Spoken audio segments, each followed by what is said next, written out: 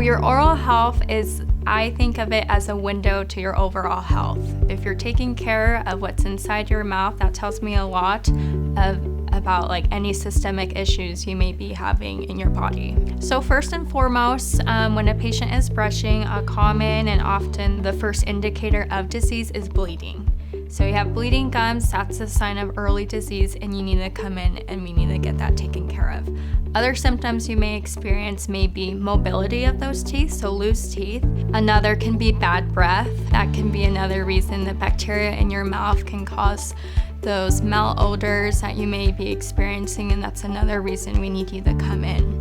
Another reason we would need to see you that would be a sign of periodontal disease is maybe as you're flossing or when you're eating, if food often gets stuck in your teeth, that can be a sign that you maybe have some tartar buildup on those teeth. So we here at Alta Canyon Dental, we treat you like family, and because of that, we really care about your oral health. We urge you to come to Alta Canyon Dental for all your dental needs. We care about what you're feeling, your concerns, and we just ultimately want the best for you and your oral health, and most importantly, your overall health.